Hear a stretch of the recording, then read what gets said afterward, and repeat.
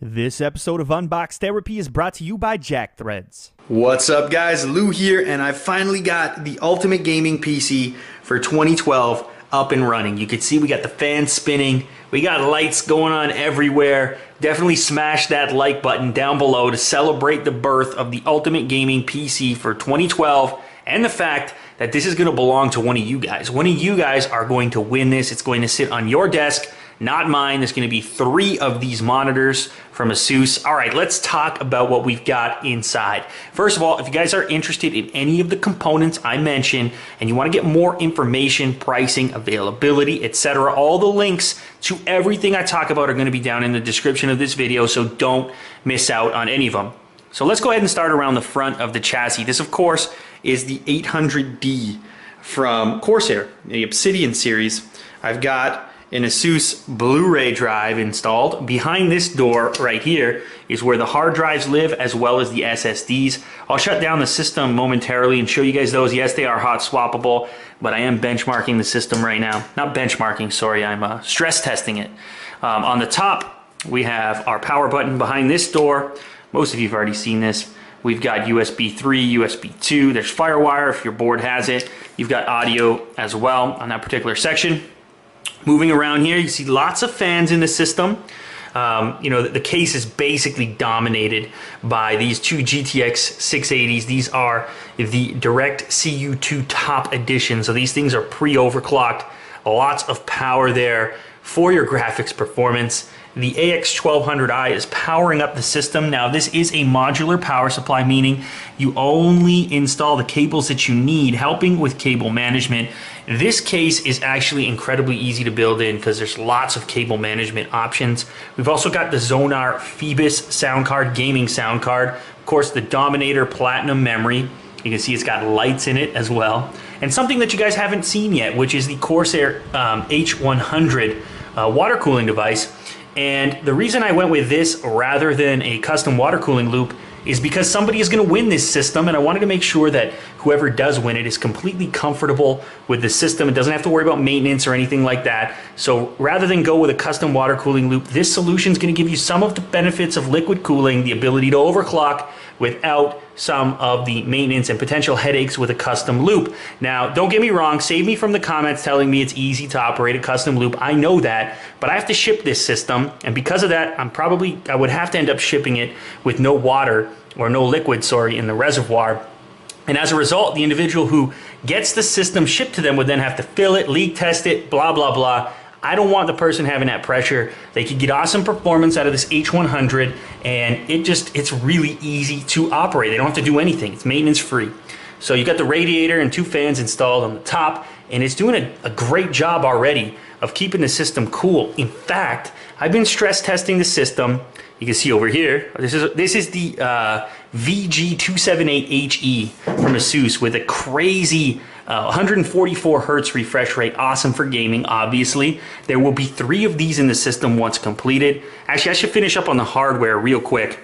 Down here, I've got the Corsair Vengeance keyboard with the blue backlight, which is really nice. Once again, links to everything are going to be down in the description. I have done full unboxing videos of all of these components over on the channel, so you want to visit that too. And up on the screen here, you can see I've been running Prime 95, and that's just going to stress out the CPU and test out my overclock. I'm not overclocking like a maniac right now. I've got the 3770K at 4.523 gigahertz, and it's running like a boss right now. I've had Prime 95 going for, I don't know, 5-6 hours, and even at that long-term testing, even doing the long-term testing, we're only at 46 degrees Celsius in terms of, well, there you go, 45. It went down for a second there, I think, but we're running cool still. And so that's pretty awesome, using, of course, the H100 from Corsair. I'm going to leave this running for about 24 hours. Actually, I'm going to shut down the system now and show you guys what the BIOS looks like so you can get a better idea of how to overclock yourself. Yeah, give me 1 second. So I do want to show you guys real quick the way that the hot swap drive bay works here. There's space for 4 different drives in here. I've got 2 SSDs, two 240 gigabyte Neutron GTX SSDs from Corsair. Here you can see one of them, one of the two. There's also some traditional hard drives in here. There are two 3 terabyte Western Digital green drives in here. They're really easy to pull in and out. You can actually do it hot swap style if you choose to. I have the system off right now. But anyways, there you have it. There is space for 4 hot swap drives, whether they be SSDs or traditional hard drives. So that's where those are going to live. All 4 spaces are currently occupied. So here's a closer look at the BIOS, and it's a beautiful one. You can actually use your mouse in here, which is unusual. You have a full-on graphic user interface, and I've done some overclocking, some really basic overclocking. You can see here I've got the clock set to 4500 megahertz, which is 4.5 gigahertz.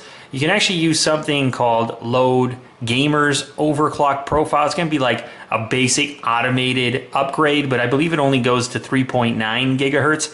And of course, since I've got the H100 installed, that's not going to be enough. You can also use something called CPU Level Up. I have that disabled at the moment. I just have a very basic overclock. I've gone down to something called Turbo Ratio and changed from auto into manual mode. And from there, I also selected ratio synchronization control. I enabled that as well. That's just going to make sure that each core of the CPU is running at the same multiplier. I've gone ahead and selected 45 for each core, which is going to give me that number, that 4500 megahertz. Other than that, I've left most things in automatic mode. Something else to mention is in the CPU power management here, I went ahead and disabled the enhanced Intel speed step technology. That's going to underclock your CPU to save energy when you don't need to be running at the full frequency. In my case, since I'm basically going to be benchmarking the system, stress testing the system, I want that disabled at least for now. I just want maximum performance. Now I can clock higher than 4.5 gigahertz. I just haven't yet. I'm going to stress test for a while at this particular speed and start playing with it more as time goes on. So right now, the 3770K inside the system, which ships at 3.5 gigahertz, is running very stable at 4.5 gigahertz. Something else I want to mention within this BIOS here is if you go over to advanced mode, this is important if you're using one of these ROG boards and you're going to be installing the OS to a RAID configuration. And you want to go to advanced up top and then followed by SATA configuration. From there, you want to make sure that the SATA mode selection is set to RAID.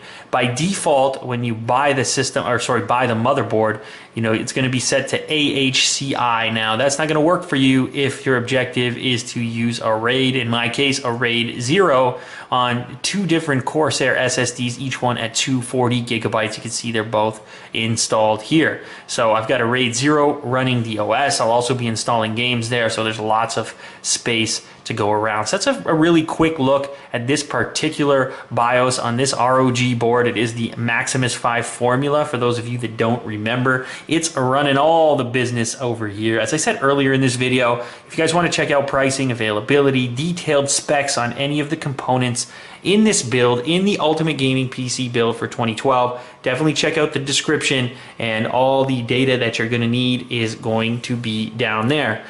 When I come back, I'm going to be asking you guys a very important question about the interior of the system and what your opinion is, but first a message from the sponsor.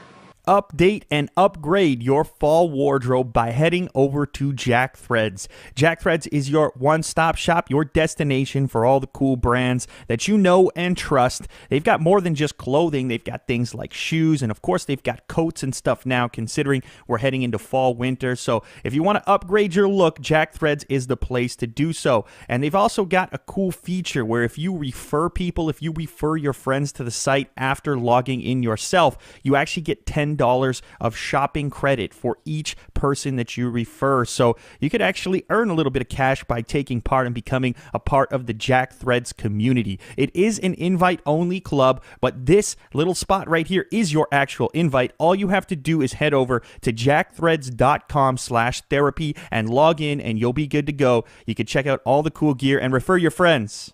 All right, guys, so my big question is, should we do LED lighting strips on the inside of the chassis? As you can tell, I don't even have the window installed right now for obvious reasons, but I have been considering doing some custom lighting on the inside, red, blue, black. I don't know yet, maybe just white. Let me know what your opinion is, or maybe you don't want custom lighting at all. Let me know down in the comments section what your opinion is on this particular lighting setup or lack thereof, and I'll definitely take your votes into consideration, and we'll decide if we're going to be doing any on this particular config. Alright guys, so that's been a quick look at the operational Ultimate Gaming PC for 2012. Obviously, the next thing to do after I'm finished stress testing is to put some games on and to let you guys see some gameplay. If you guys want to see some gameplay, definitely let me know by hitting that thumbs up down below. And also let me know in the comment section what games should we put through the paces on this particular beast of a system. Which games should we pump through these two massive GTX 680 graphics cards? Definitely let me know down in the comments. Thanks as always for watching. Thanks for your support. This is not the finale on the Ultimate Gaming PC. I'll be doing a super produced, ultra close-up type video when the whole thing is completed, stress tested, overclocked. I've got the side panel on, and also when I make a decision on the lighting. So definitely stick around for that finale video. But up until this point, everything's looking good so far. Remember, all the links you need are down in the description. Thanks as always for watching, and I'll catch you guys on the next video. Later.